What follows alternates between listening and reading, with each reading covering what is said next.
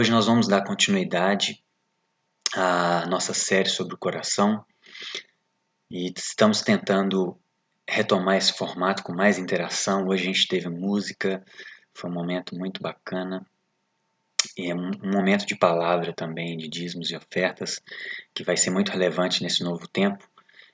E hoje nós vamos dar continuidade à nossa série sobre o coração. O David falou semana passada sobre a nova estação, né? E hoje eu vou continuar a nossa série sobre o coração pegando um gancho do que eu falei na última reunião que eu ministrei, sobre preparar o nosso coração para o fim. E o David falou sobre nova estação e hoje eu vou falar novamente sobre preparar o nosso coração para o fim. E parece algo contraditório à primeira vista, parece um paradoxo falar de uma nova estação e falar sobre o fim dos tempos. Mas eu acredito que não, eu acredito que tem tudo a ver, porque a consciência do fim que nos dá forças para os inícios. As pessoas que mais trabalharam para o reino de Deus foram aquelas pessoas que tinham uma consciência de fim muito aguçada, que tinham o seu olhar fixo em um reino vindouro, que já começou agora, mas que vai se completar no porvir. Por isso, essa consciência cristã é coerente. Existem um grupo que só pensam no reino vindouro e abandonam a vida na terra, e existem pessoas carnais que estão presas somente à sua vida na terra e esquecem o reino vindouro. Então a Bíblia ela nos dá essas duas perspectivas. O reino já veio, o reino já chegou, o reino de Deus é chegado, Jesus disse. Então a vida acontece aqui agora. Porém, existe um reino que vai se consolidar no futuro. Então a gente já tem que trazer esses princípios do reino vindouro para acontecerem agora e anunciarem o reino chegando na terra. Esse é o maior testemunho que podemos dar como cristãos individualmente e como igreja.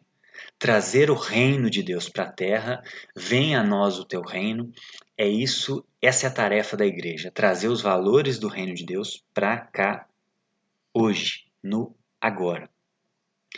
Então faz todo sentido iniciarmos uma nova etapa e pensarmos no fim dos tempos. E eu falei na última vez que a preparação para o coração, para o fim, se dá em duas etapas. Se dá em discernimento dos nossos dias, discernimento dos sinais do fim, e se dá também pela preparação do nosso coração, do nosso ser interior. Então, naquela mensagem, eu enfatizei o discernimento dos fins. Eu trouxe vários acontecimentos geopolíticos que estão se configurando no momento, que apontam para uma aproximação muito grande, muito eminente para o fim dos dias, para a grande tribulação. E hoje eu quero focar na segunda parte. Hoje eu quero focar na preparação do nosso ser interior, do nosso coração. E como nós já temos visto, coração fala do nosso ser interior, fala daquela área da nossa vida em que governa todo o nosso ser, onde habitam todas as nossas vontades, todos os nossos desejos mais profundos. Então, o ser interior, para um judeu, biblicamente falando, é o centro das nossas vontades, é da onde surgem todas as coisas, todas as nossas vontades, e por isso que Jesus alertou para a gente, o salmista, o Provérbios, perdão, por isso que Salomão alertou para que a gente guarde o nosso coração. De tudo que se deve guardar, guarda o coração, porque dele procedem as fontes da vida. E Jesus também foi bem claro nisso, né? Quando ele diz que do nosso ser interior que surgem as maldades, as ganâncias, os adultérios, e não o que sai da boca. Porque o que sai da boca vem de dentro, já está contaminado o nosso coração. Então, é isso que eu queria dar continuidade para a nossa reflexão hoje.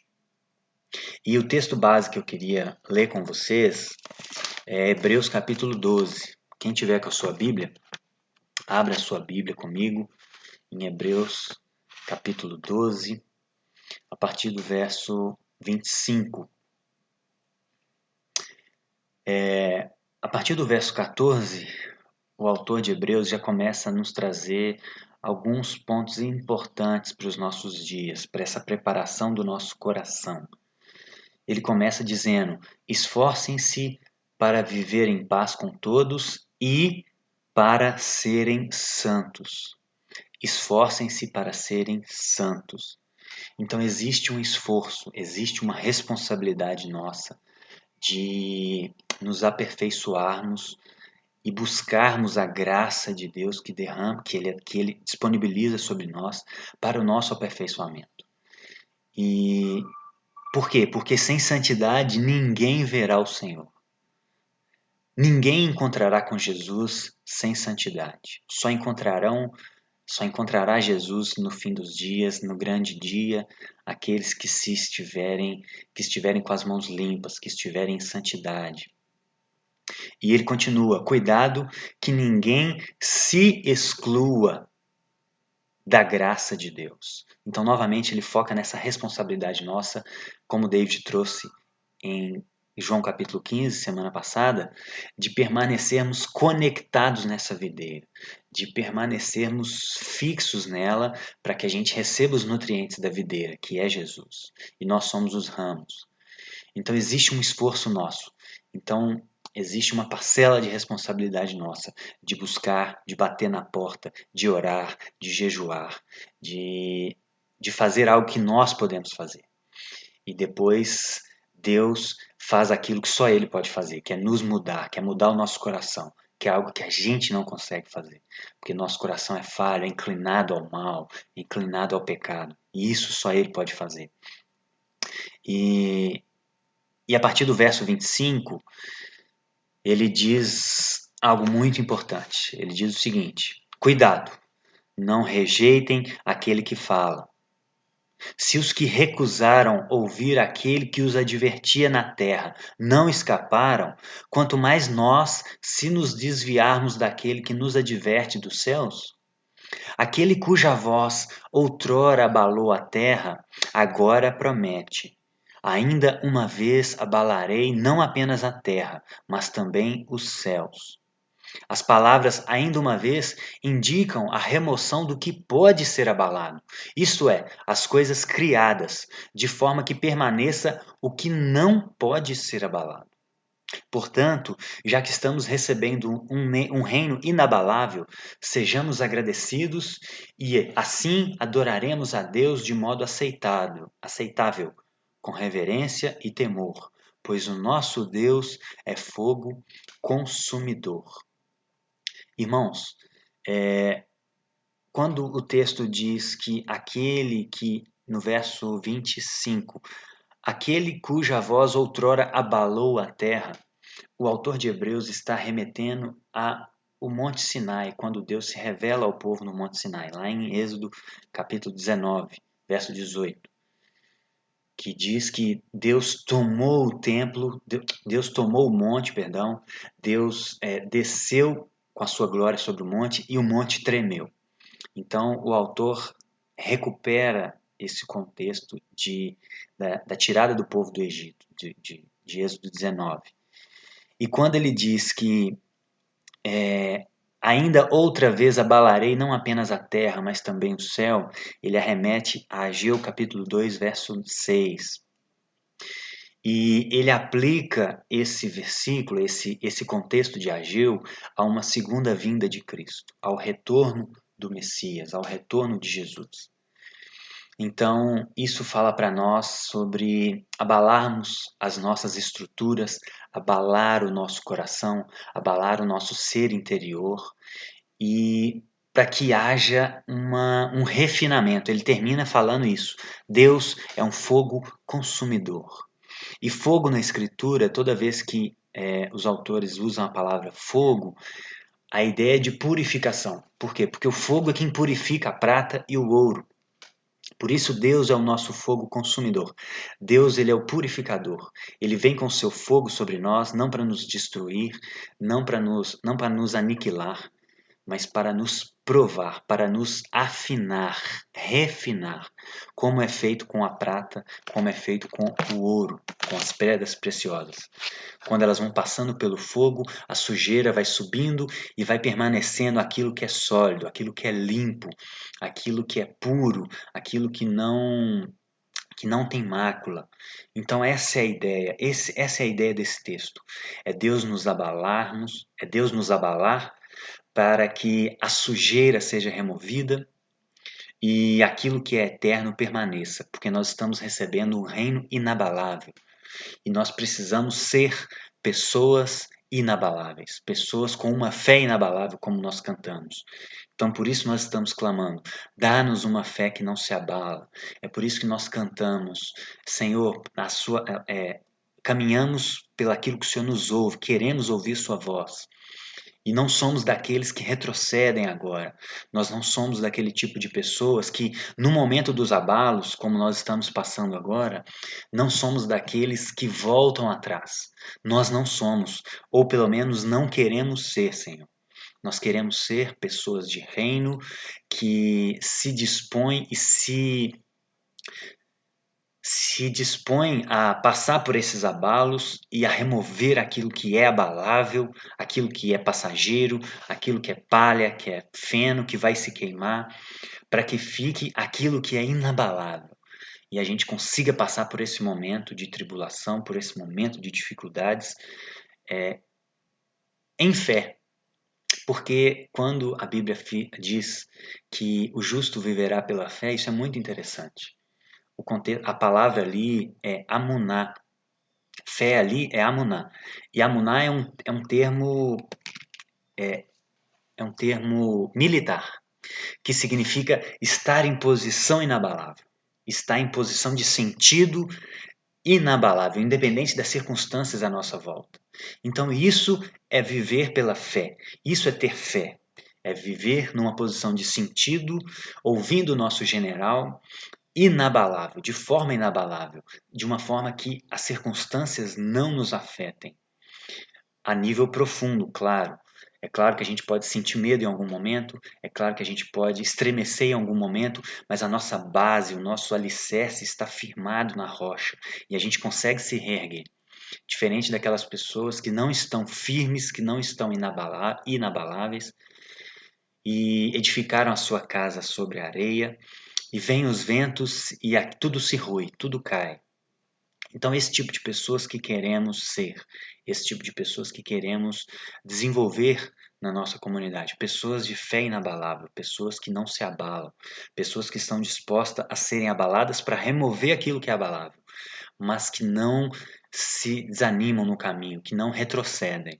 Esse é o tipo de pessoas que queremos ser e queremos desenvolver na nossa comunidade. E eu lembrei de uma palavra que o Anderson trouxe para a gente no nosso aniversário de 5 anos.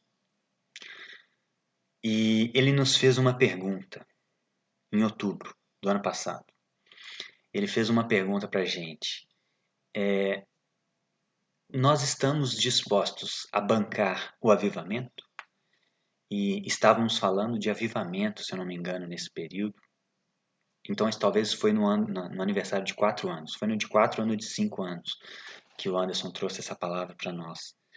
E o diagnóstico que me veio à mente com todo esse cenário que nós vivemos nos últimos meses é que, pelo menos no quesito quantitativo, não estávamos dispostos e disponíveis para bancar o avivamento, porque não conseguimos manter aquele espaço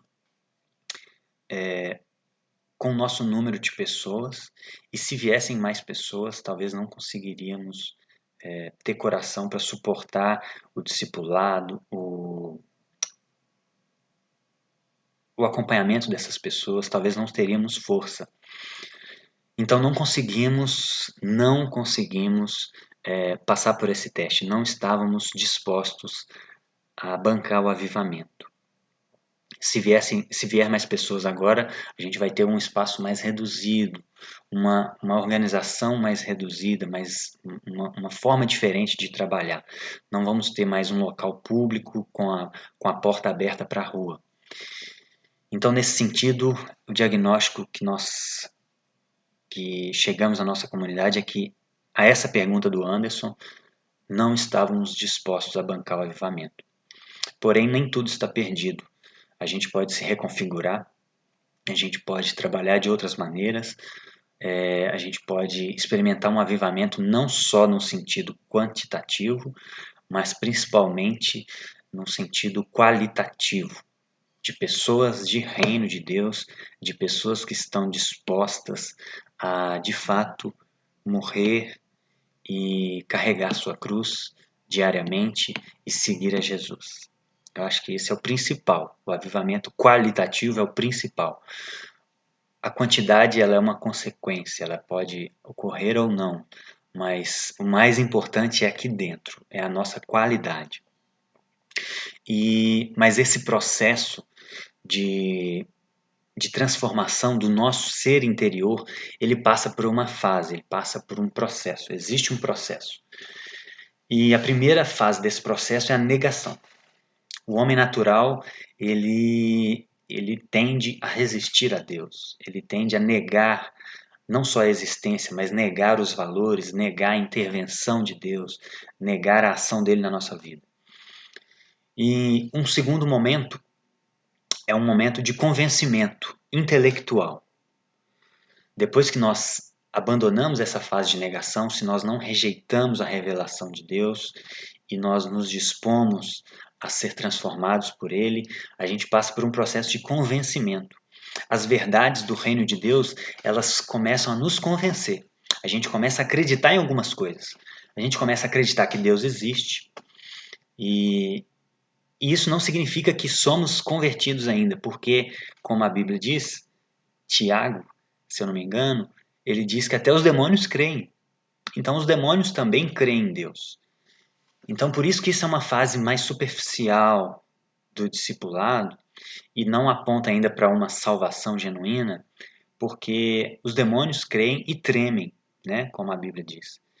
Então crer em Deus não é algo muito, não é um sinal de salvação, é um novo passo, é um passo além daquela negação inicial, mas ainda não faz parte de uma conversão genuína.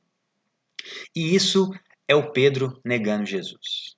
O Pedro negando Jesus, para mim, talvez ele se encontrava ainda nesse período de convencimento intelectual. Essa é a diferença de estar com um discurso preparado para um coração preparado. O discurso ele pode estar preparado, a gente pode falar de Jesus, pode falar de Deus, mas talvez se o coração ainda não estiver preparado, se essa mensagem intelectual, se essa verdade intelectual não desceu para o nosso coração, não se assentou no nosso coração como uma verdade absoluta e que está disposta a ser vivida apesar da morte, inclusive a custo da nossa vida, isso acontece como aconteceu com Pedro. Na primeira oportunidade, ele negou a Cristo. E isso aponta para apenas um convencimento. E a última fase da transformação do nosso coração para que ele esteja preparado para vencer dias difíceis como podem vir, é a conversão do coração. Isso é o que o Henry Nouwen chama no livro dele de conversão do coração. Nós só somos discípulos de fato de Jesus, irmãos, quando o nosso coração é convertido, não só quando a nossa mente é convertida, mas o coração. Isso tem que descer e assentar para dentro de nós, para dentro do nosso ser interior. E isso acontece quando a gente começa a colocar em prática as verdades que a gente já acreditava na segunda-feira. Porque no domingo é muito fácil viver o reino de Deus. A gente está no meio de pessoas, as pessoas estão nos olhando, estamos no meio de um ambiente eclesiástico. Então é um meio muito propício para, inclusive, a gente colocar máscaras, colocar capas religiosas. Mas quando a gente começa a viver as verdades do reino na segunda-feira também, não só no domingo, isso é um sinal de que o nosso coração já está sendo transformado e está sendo preparado para o fim dos tempos, para o que pode vir. E isso é o Pedro morrendo crucificado. esse Pedro morrendo crucificado, de fato, aponta para uma conversão genuína do coração. Não só de captação de verdades intelectuais, mas de uma conversão interior. Isso sim aponta para uma conversão do coração. E eu queria trazer algumas características de um coração preparado para esse tempo que a gente pode estar começando a vivê-lo. Eu queria trazer 4 características. Eu queria que vocês abrissem comigo em 1 João, capítulo 3. 1 João, capítulo 3. A gente vai falar dessa primeira característica de um coração preparado, que é uma característica moral, que tem a ver com não viver na prática do pecado. Não estou dizendo não pecar. O próprio João fala, não há ninguém que não peque. Mas se pecarmos, temos um advogado junto ao Pai. Então estou falando de uma prática, de uma vontade desenfreada, de uma vontade descontrolada e uma abertura do nosso ser para essas vontades. Eu não estou falando de pessoas que resistem, e em algum momento caem, em algum momento tropeçam. Não. Nós estamos falando de prática de vida, de prática de pecado. E 1 João capítulo 3, verso 7, diz o seguinte: Filhinhos, não deixe que ninguém os engane. Aquele que pratica a justiça é justo. Aquele que pratica o pecado, aquele que pratica a justiça é justo, assim como ele é justo. Aquele que pratica o pecado é do diabo, porque o diabo vem pecando desde o princípio. Para isso, o Filho de Deus se manifestou, para destruir as obras do diabo. Todo aquele que é nascido de Deus não pratica o pecado, porque é nascido de Deus. Desta forma, sabemos quem são os filhos de Deus e quem são os filhos do diabo. Quem não pratica a justiça não procede de Deus, tampouco quem não ama o seu irmão. Então, meus irmãos, a primeira característica de um coração que está preparado para o fim dos tempos é uma vida de santidade. Porque, como lemos em Hebreus 12, sem santidade ninguém verá o Senhor. É impossível. Deus é santo, ele não se mistura com o pecado, com a prática de pecado. Então não tem como encontrarmos Jesus em pecado. Então essa é uma primeira característica, uma característica moral. A segunda característica é uma característica social. Aquele que de fato conheceu a Cristo, aquele que de fato experimentou da vida eterna, ele pratica o amor, ele vive uma vida de doação, de caridade, de se doar pelo outro. Então essa é uma segunda característica, uma característica social. E João continua falando isso a partir do verso 15, do mesmo capítulo 3, ele diz o seguinte: quem odeia o seu irmão é assassino, e vocês sabem que nenhum assassino tem vida eterna em si mesmo. Nisto conhecemos o que é o amor. Jesus Cristo deu sua vida por nós e devemos dar a nossa vida por nossos irmãos. Se alguém tiver recursos materiais e ver o seu irmão em necessidade, não se compadecer dele, como pode permanecer nele o amor de Deus? Até verso 18. Filhinhos, não amemos de palavra nem de boca, mas em ação e em verdade. Então, a prática do amor, a prática do pensar no outro é uma segunda característica de um coração que já está preparado para o fim dos tempos e está preparado para qualquer coisa que pode vir. Então, primeiro, uma característica moral, segundo, uma característica social. Terceira característica de um coração preparado para o fim é foco. Foco na missão que lhe foi dada. E eu queria ler com vocês Filipenses capítulo 3, a partir do verso 13. Abram comigo. Filipenses capítulo 3, a partir do verso 13. Paulo diz o seguinte: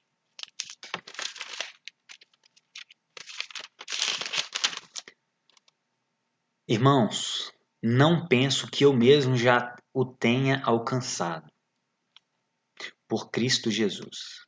Irmãos, perdão. Irmãos, não penso que eu mesmo já tenha alcançado, mas uma coisa eu faço, esquecendo-me das coisas que para trás ficaram e avançando para que estão adiante, prossigo para o alvo, a fim de ganhar o prêmio do chamado celestial de Deus em Cristo Jesus. Todos nós que alcançamos a maturidade devemos ver as coisas dessa forma.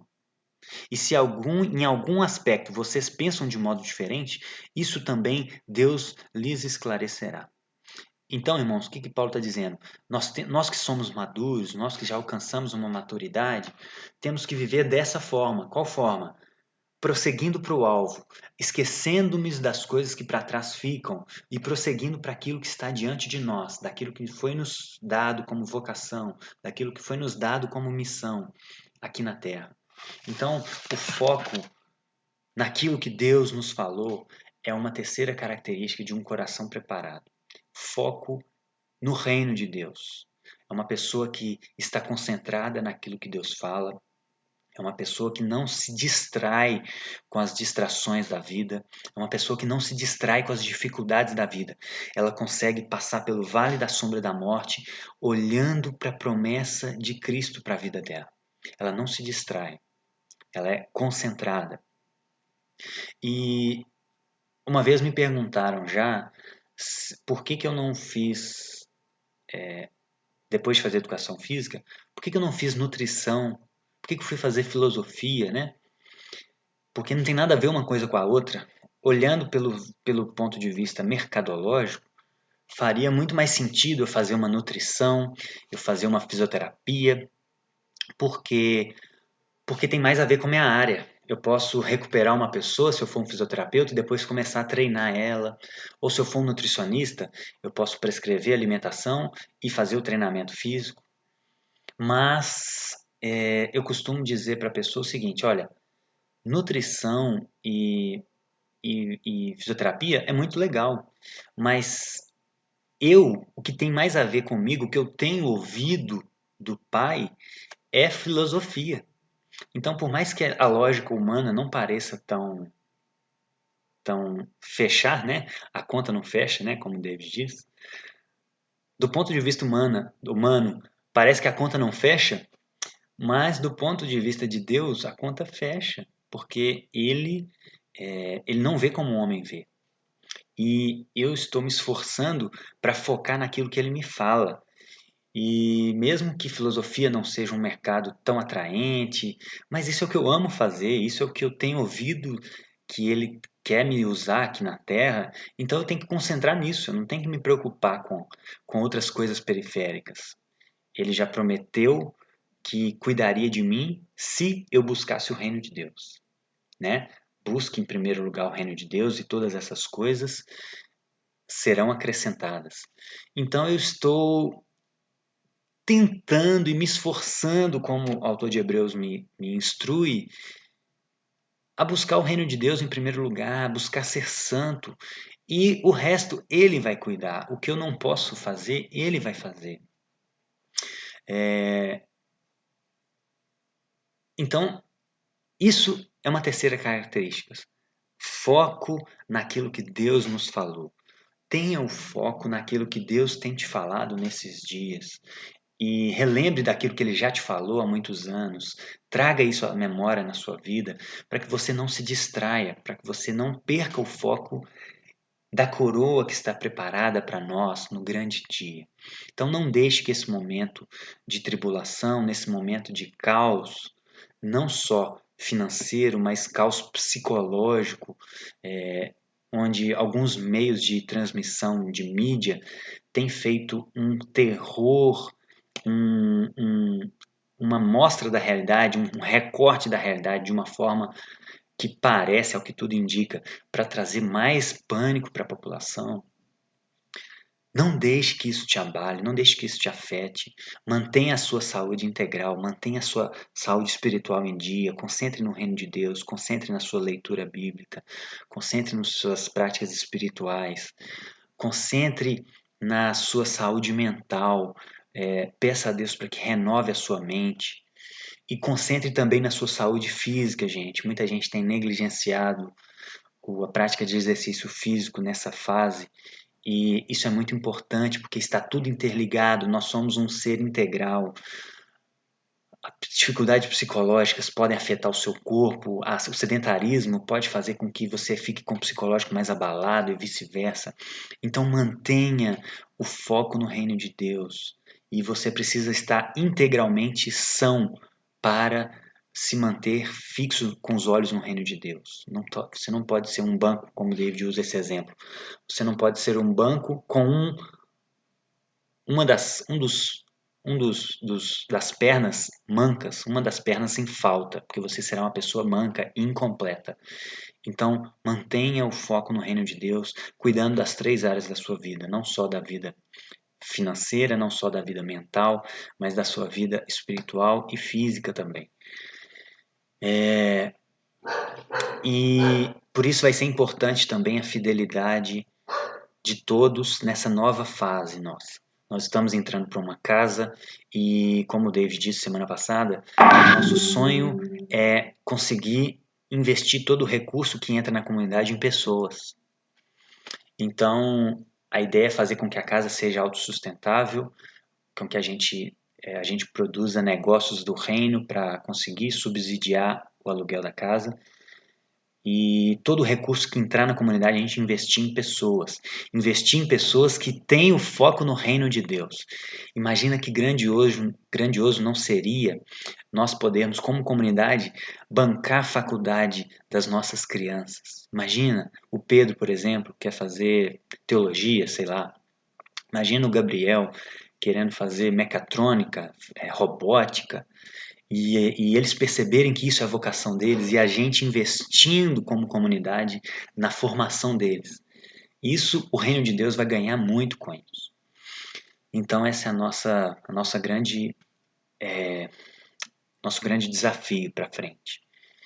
E o último valor que eu queria trazer, que eu acho que é um dos mais importantes, de um coração, última característica de um coração preparado para o fim dos tempos, é um coração que a vida perde o valor.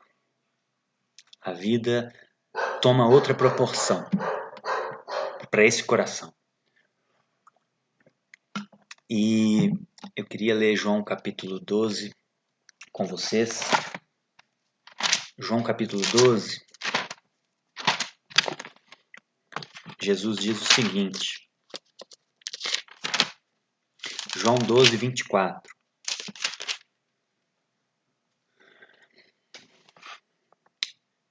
Digo-lhes verdadeiramente, que se o grão de trigo não cair na terra e não morrer, continuará ele só, mas se morrer, dará muito fruto. Aquele que ama a sua vida, perderá. Ao passo que aquele que odeia a sua vida neste mundo, a conservará para a vida eterna. Irmãos, Jesus está falando de uma semente.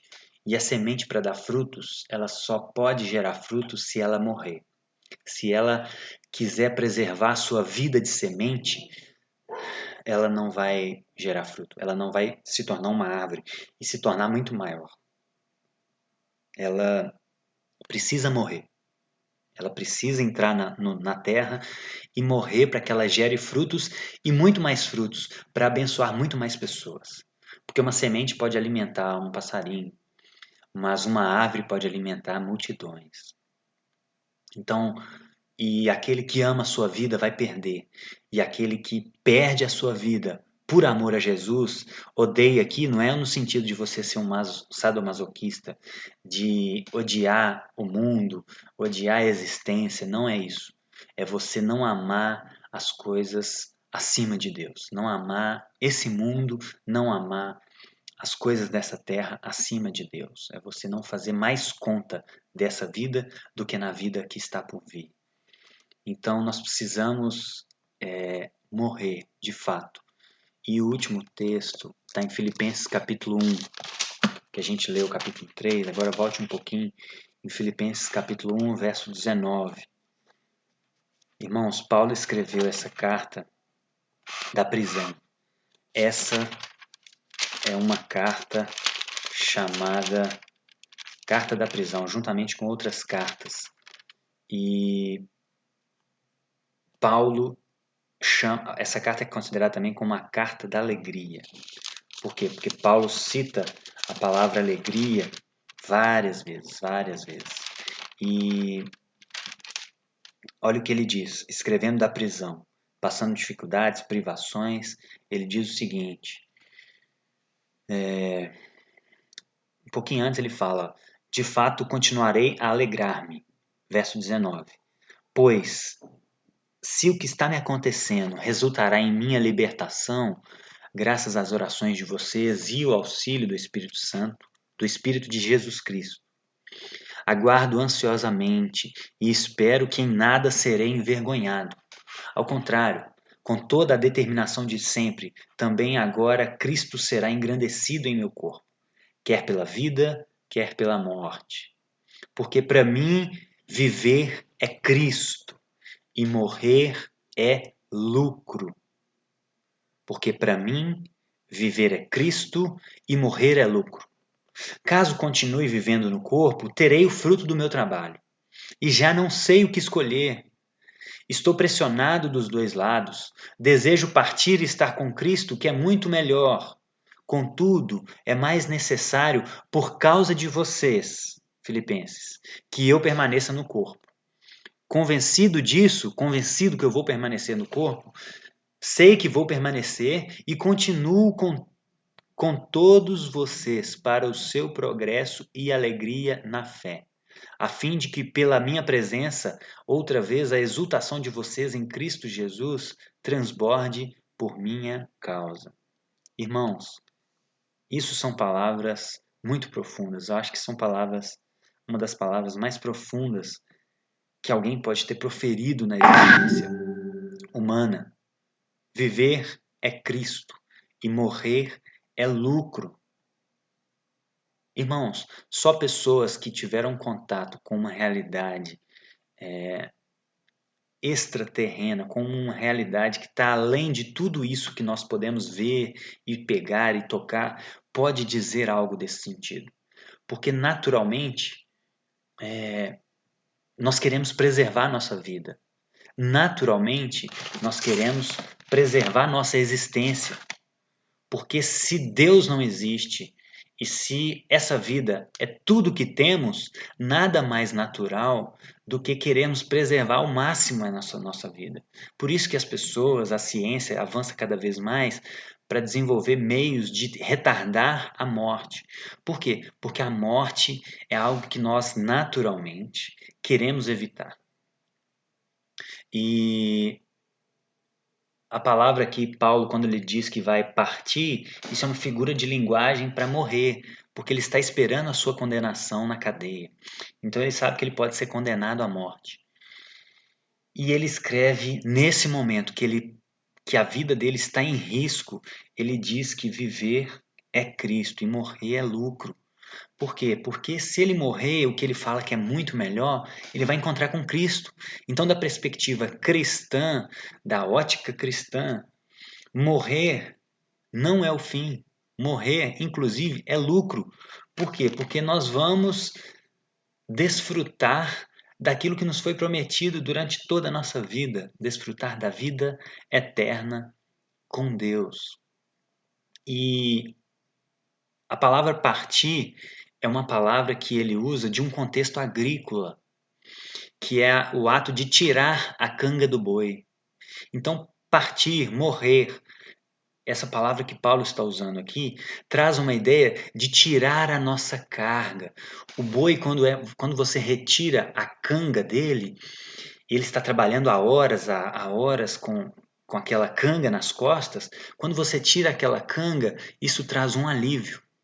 Então, partir para Paulo, o que ele está querendo dizer é: morrer para nós é o fim de um fardo, é o fim de um fardo de lutar nessa vida com tanta dificuldade, com tanta injustiças por parte de governantes, por parte de pessoas. Então, morrer para nós é o fim de um fardo. Por isso, morrer é lucro, porque nós vamos encontrar com Cristo. E se nós não enxergamos a vida dessa forma, algo está errado conosco. E quando eu penso também na nossa luta diária contra o pecado, eu entendo muito bem o que Paulo está falando, porque a vida cristã ela é marcada por uma luta diária contra o pecado. E abrindo o coração, tem dias que eu acordo de manhã e penso assim: ô Jesus, é tão difícil essa luta, poderia ser hoje a sua vinda. Porque mais um dia começa e mais um dia eu tenho que negar a mim mesmo, negar as minhas vontades, negar tudo aquilo que o meu ser interior caído clama para conseguir permanecer conectado na videira. Então, isso é uma luta diária do cristão. Então, talvez se você não você tenha resistência tão grande com a morte, talvez se você reluta tanto em morrer fisicamente, né, dizendo, talvez é porque a vida está sendo muito mais leve para você do que para a maioria dos cristãos. E talvez isso se dê porque você ainda não tem combatido o pecado de forma como deveria. Como o próprio autor de Hebreus, no capítulo 12, verso 4, diz, vocês ainda não, na luta contra o pecado, vocês ainda não foram a ponto de derramar o próprio sangue. Isso é muito interessante que o autor de Hebreus diz. Ele diz o seguinte, verso 4: na luta contra o pecado, vocês ainda não resistiram até o ponto de derramar o próprio sangue. Olha que interessante. Então, existe um esforço, como o próprio autor disse lá no texto que a gente leu, existe um esforço para que nós possamos ficar conectados na videira, para que a gente possa continuar recebendo nutrientes dela. E o esforço para a luta contra o pecado, ele tem que ser a níveis agressivos. O pecado ele não é brincadeira, porque sem santidade ninguém verá o Senhor. Então nós temos que combater o pecado na nossa vida até o ponto de derramar o próprio sangue, até o ponto de tomar atitudes drásticas. E cada um no seu contexto, na sua realidade, no seu tipo de pecado, em que cada um tem mais dificuldade, sabe do que eu estou falando. O que você precisa fazer para combater o pecado de forma radical na sua vida. Então, isso é uma característica de pessoas que a vida perde um pouco o valor. A vida perde um pouco de valor, porque a nossa vida aqui na Terra, ela tem que ser uma vida pensando num reino vindouro. Então, negar a nós mesmos faz parte de fazer com que a vida perca o valor. E tem um satirista grego que escreveu algo muito interessante sobre os cristãos do segundo século. Ele chama Luciano de Samosata. Ele viveu de 125 a 181 depois de Cristo e ele registrou isso sobre os primeiros cristãos. Olha que interessante.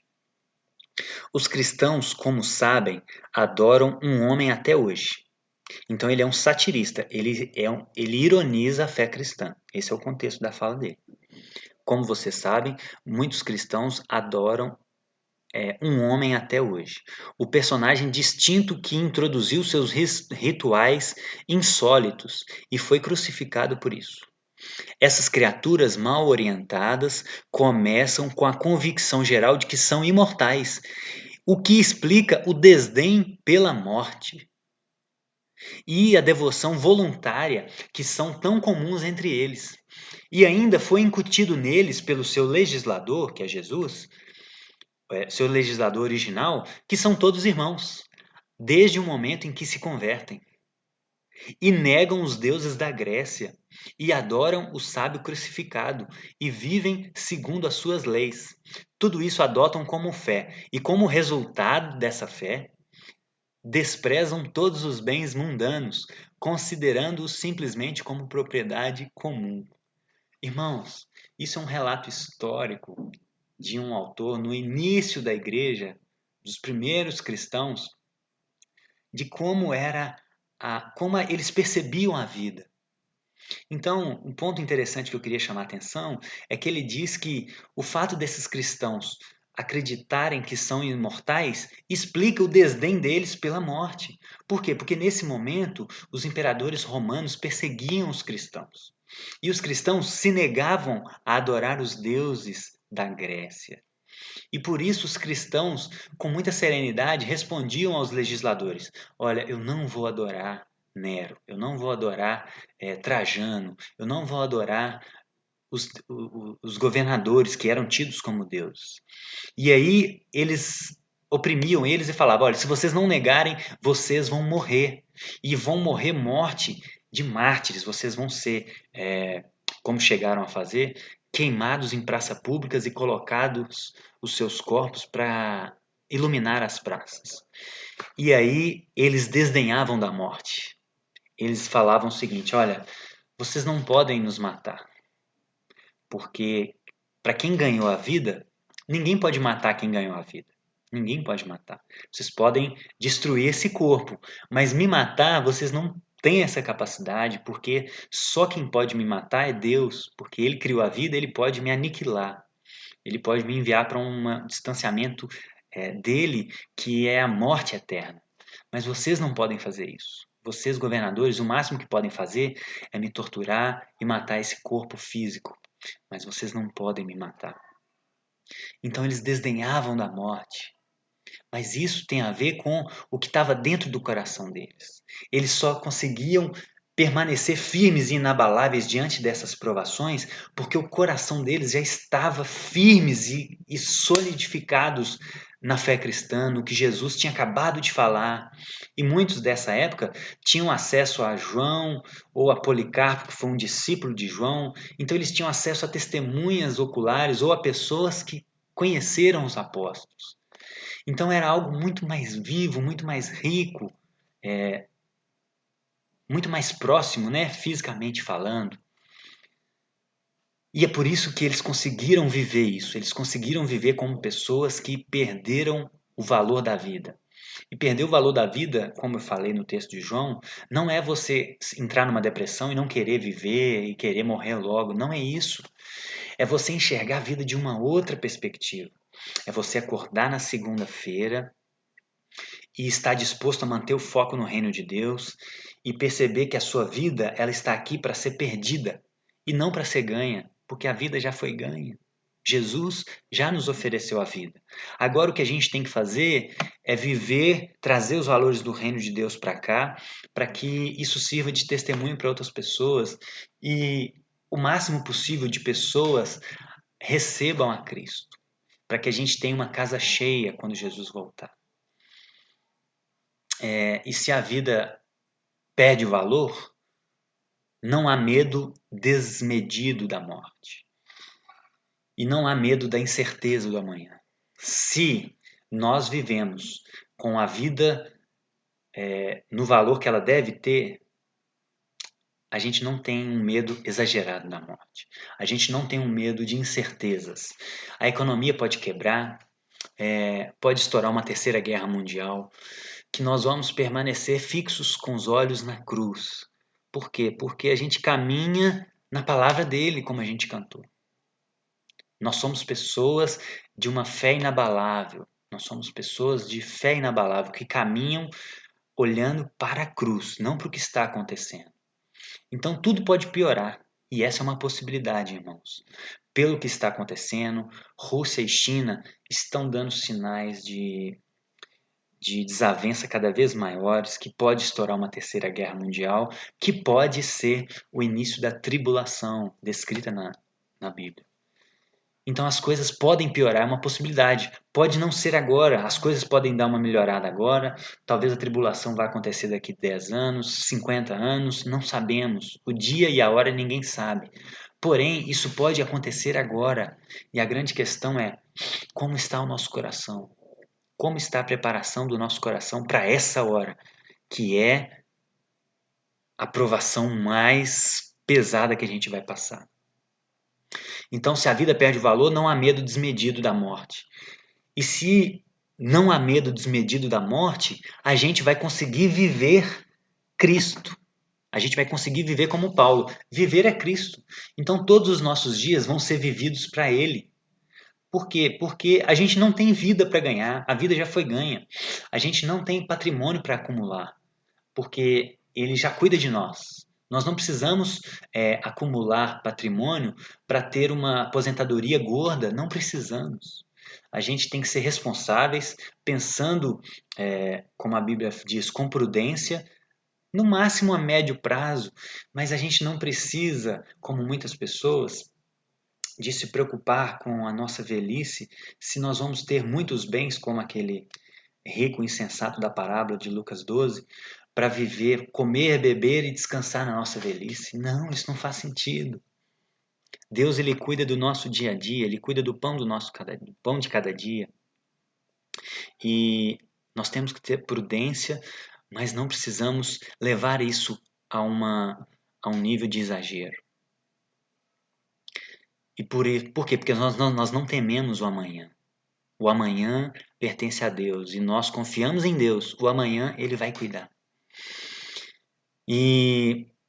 Mas esse perder o valor da vida, ele foi prejudicado na queda. Por quê? Porque nós temos um instinto natural de preservação da vida. Isso foi colocado por Deus para evitar com que as pessoas se aniquilem, se matem, porque só Ele pode tirar a vida, né? Ele é o dono da vida. Então, porém, depois da queda, esse instinto de sobrevivência foi desajustado. Por isso nós temos tanta dificuldade em morrer, em nos dispor a morrer. Por isso nós temos tanta dificuldade em fazer com que a vida perca o valor para nós, para que a gente viva Cristo. Porque depois da queda, esse instinto que foi colocado dentro de nós foi desregulado. Pensa numa pessoa com síndrome do pânico. Essa pessoa está numa situação patológica. Então ela enxerga situações que para ela são perigosas, só que na realidade não são. Ela vê uma pessoa passando, ela acha que a pessoa está perseguindo ela. Só que na verdade não está. Por quê? Porque a percepção dela está desregulada. A percepção de perigo dela está desregulada. Foi o mesmo que aconteceu conosco na queda, irmãos. O instinto de preservação da vida nosso, depois da queda, está desregulado. Então nós temos medo de coisas desnecessárias. Nós temos medo de passar necessidades, sendo que o próprio Jesus já preveniu: apenas busquem um reino, meus filhos, e vocês vão ser supridos nas suas necessidades, em Mateus 6:33. Mas por quê? Porque o nosso senso de instinto de preservação de vida está desregulado. Então, qualquer coisa que acontece na nossa volta, isso desestabiliza o nosso ser. Porque a gente acha que a nossa vida está em perigo, está em risco, mas não está. A gente precisa reajustar esse dispositivo dentro de nós para o que era antes da queda e não para o que é depois da queda. E concluindo, esse momento de grande abalo que a gente tem vivido, ele é decisivo, meus irmãos. Como as coisas podem piorar, esse é um momento decisivo, por quê? Porque se a gente não se preparar agora, se a gente não estiver preparado, durante a tribulação, o risco de negarmos a Cristo é muito maior. O risco de negarmos a Cristo é muito maior. Então, esse é o momento de revermos a nossa vida, de sondar o nosso interior e de deixar com que Deus nos abale, nos chacoalhe, para que Ele remova aquilo que é abalável e que permaneça apenas o que é inabalável. E aí sim, a gente vai conseguir passar pela tribulação, se essa for a vontade de Deus. A gente vai conseguir passar pela tribulação firmes e inabaláveis, para conseguir chegar diante dele, e como ele disse em Mateus 10:22, aquele que perseverar até o fim será salvo. Então, se a gente for passar pela tribulação, nós vamos conseguir perseverar até o fim. E aí um grande dia nós vamos encontrar com ele, e ele vai falar: vinde benditos do meu Pai, porque tem uma cama preparada para vocês, e vocês podem entrar e deitar na sua cama, que já está preparada para vocês desde antes da fundação do mundo. E para que o coração seja mudado, irmãos, é preciso prática, é preciso exercitar diariamente espiritualmente. Pegar na Bíblia uma vez na semana não muda o nosso coração, meus irmãos. Jejuar só quando a gente for fazer um exame não muda o nosso coração. Frequentar demais lugares que prejudicam a nossa saúde espiritual não muda o nosso coração. Ofertar só quando sobra não muda o nosso coração. A gente precisa dar passos de fé. A gente precisa dar passos no escuro para que a nossa fé seja exercitada e a gente consiga trazer aquelas verdades intelectuais para o fundo do nosso coração. Só quando o nosso coração for convertido que nós vamos conseguir aplicar isso na nossa vida. Então é um ciclo. A gente só vai conseguir aplicar se o nosso coração for convertido. Mas o nosso coração só vai conseguir ser convertido se a gente praticar essas verdades. E começar em níveis mais baixos e ir aumentando gradativamente a dificuldade. Então, se você não pega na sua Bíblia, comece a pegar 5 minutos por dia. Se você só consegue ofertar quando está sobrando um recurso no final do mês, comece a ofertar R$10, R$20, uma quantia que talvez vai ficar negativo, ou talvez você não vai conseguir ter algo que você queria ter naquele momento, mas isso é um exercício e talvez você vai experimentar a provisão de Deus nessa fase, e isso vai te dando força a ir progredindo cada vez mais na fé. Então o coração só vai ser convertido se tivermos prática. E só praticando nós vamos ter um coração convertido. E só, gente, só quando essas verdades estiverem dentro de nós é que, de fato, nós vamos conseguir passar por essa tribulação, se essa for a vontade de Deus. Então eu queria orar e clamar a Deus para que nos ajude e nos abale, para que nós sejamos provados e que a gente consiga passar por esse momento de dias de fim. Então, ore comigo, onde você estiver. Paizinho, obrigado por esse dia, obrigado por essa palavra que o Senhor tem compartilhado conosco. Nós te clamamos, Pai, nós te suplicamos misericórdia. O Senhor tem nos abalado, o Senhor tem abalado a terra e nós queremos passar no teste, Paizinho. Então, revele a nós, Pai, aquilo que é abalável dentro de nós. Revele valores distorcidos, revele pensamentos, revele intenções que não condizem com aquilo que é inabalável, com aquilo que não tem a ver com o reino eterno de Deus, com o seu reino eterno, Pai. Nos ajude a nos arrepender, Senhor. Até isso nós te clamamos. Nos dá força para nos arrependermos, Pai, e consertar a nossa vida e reajustar a nossa vida, para que possamos estar com o coração preparado para o fim dos tempos, Pai, para aquilo que pode vir, porque pode piorar muito. Então nós precisaremos ser pessoas com uma fé inabalável, Pai. Nós precisaremos viver pela fé, literalmente, como a sua palavra diz.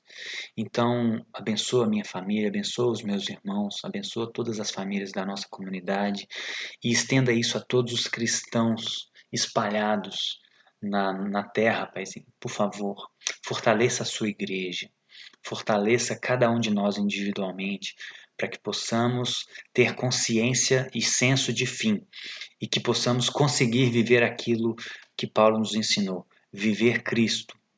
E se tiver que morrer, não que a gente goste de morrer, não que a gente vai ter prazer e buscar o martírio, mas se tiver que morrer, Pai, que a gente enxergue isso como lucro, como um ganho, porque nós vamos receber um reino inabalável, um reino eterno, que nós não conseguimos mensurar quanto de alegria nós vamos ter ao estar do seu lado fisicamente, Paizinho.